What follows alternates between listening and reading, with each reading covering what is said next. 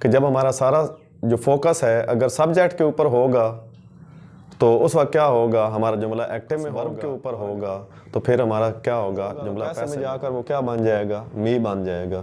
इस तरह जो वी होगा वो पैसे में जाके अस में चेंज हो जाएगा। उम्मीद है कि आप हमारे चैनल को सब्सक्राइब करेंगे और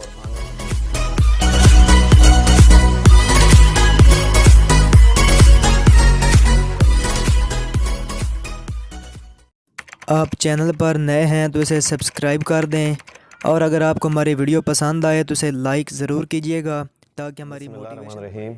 आज के लेक्चर में हम सीखेंगे कि एक्टिव वॉइस क्या होते हैं और पैसिव वॉइस क्या होते हैं। तो एक्टिव से मुराद होता है जिसमें काम करने वाला एक्टिव होता है और पैसिव से मुराद होती है जिसमें काम करने वाला पैसिव होता है।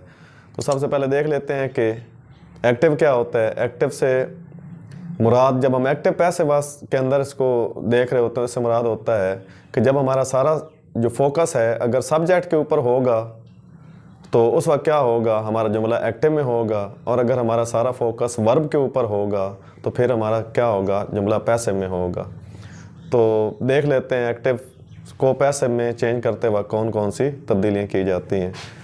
तो जैसे अब पहले आपसे कहा कि एक्टिव एंड पैसिव वॉइस, ठीक है, उर्दू में इसको कहते हैं, एक्टिव वॉइस को उर्दू में कहते हैं फ़ेल मारूफ और पैसिव वॉइस को कहते हैं फ़ेल मजहूल। तो जैसे पहले आपको कहा कि एक्टिव में काम करने वाला एक्टिव होता है, यानी हमारा सारा फोकस जो है वो सब्जेक्ट पर होता है, और पैसिव में हमारा जो सब्जेक्ट होता है वो पैसिव होता है, इसलिए हमारा सारा फोकस किस पर होता है, वर्ब के ऊपर फोकस होता है। तो पहले हम देख लेते हैं कि इसको हम चेंज किस तरह करते हैं, ठीक है। यानी इस तरफ ये एक्टिव वॉइस के अंदर जितनी भी चीज़ें इस्तेमाल होंगी उनका जिक्र किया गया है, इधर फिर पैसिव में उनको किस तरह चेंज करना है। अच्छा, देख लें कि एक्टिव का जो सब्जेक्ट है पैसिव में जाके वो क्या बन जाएगा, ऑब्जेक्ट बन जाएगा। इसी तरह एक्टिव का जो वर्ब है उसकी इधर कोई भी फॉर्म लगी हो, पहली हो, दूसरी हो, तीसरी हो, पैसिव में हम क्या करेंगे, पैसिव में जाकर हम उसकी थर्ड फॉर्म लगाएंगे। यानी पैसिव में शर्त है कि हम वर्ब की हमेशा थर्ड फॉर्म लगाएंगे।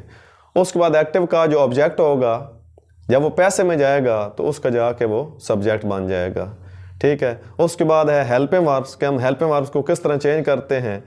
अगर हमारे जुमले के अंदर फर्स्ट फॉर्म आ रही है या डज आ रहा है या डू आ रहा है, यानी डज डू आ रहे हैं, और अगर डज डू नहीं आ रहे और सिर्फ फर्स्ट फॉर्म आ रही है तो पैसिव में हम क्या करेंगे, इनके मुतबादिल हेल्पिंग वर्ब लगाएंगे इज, एम, आर। इसी तरह अगर हमारा सेकंड फॉर्म आ रही है और या डिड आ रहा है, यानी डिड नहीं आ रहा और सिर्फ सेकंड फॉर्म आ रही है, या फिर डिड आ रहा है, तो हम क्या करेंगे, इनके मुतबादिल पे हम लगाएंगे वाज और वर। इस तरह शेल पैसिव में जाकर शेल बी हो जाएगा, विल क्या हो जाएगा, विल बी हो जाएगा। इस तरह अगर एक्टिव में हमारा आता है इज, एम, आर, पैसिव में हम क्या करेंगे, इज, एम, आर, उसी तरह लिख देंगे, साथ बीइंग का इजाफा कर देंगे। उस तरह हमारा आ रहा है वाज और वर, पैसिव में हम उसी तरह लिख देंगे वाज और वर, लेकिन उसके साथ हम बीइंग का इजाफा कर देंगे। इस तरह अगर हमारा हैज़ आ रहा है तो हैज़ बीन में चेंज हो जाएगा, हैव बीन में चेंज हो जाएगा। इस तरह हैड जो है वो हैड बीन में चेंज हो जाएगा। उसके बाद देखें, अगर हमारा शेल हैव आ रहा है तो शेल हैव बीन में चेंज हो जाएगा। इस तरह अगर हमारा विल हैव आ रहा है तो वो विल हैव बीन में चेंज हो जाएगा। उसके बाद जो हम तीसरी चीज़ चेंज करते हैं कि यानी चेंजेस ऑफ प्रोनाउन, अगर तो नाउन होगा उसको हम एक्टिव से पैसिव में चेंज कर रहे हैं तो नाउन तो चेंज नहीं होता, आपको पता है नाम कभी बदलता नहीं है, लेकिन जो प्रोनाउन है वो चेंज हो जाएगा। यानी एक्टिव के अंदर अगर आई होगा तो पैसिव में जाकर वो क्या बन जाएगा, मी बन जाएगा। इस तरह जो वी होगा वो पैसिव में जाके अस में चेंज हो जाएगा। जो यू है वो यू में चेंज हो जाएगा, यानी यू की जो पहली हालत है और जो उसकी आखिरी हालत है वो सेम है, इसलिए लग रहा है कि चेंज नहीं कर रहे, हालांकि ये चेंज हो जाएगा।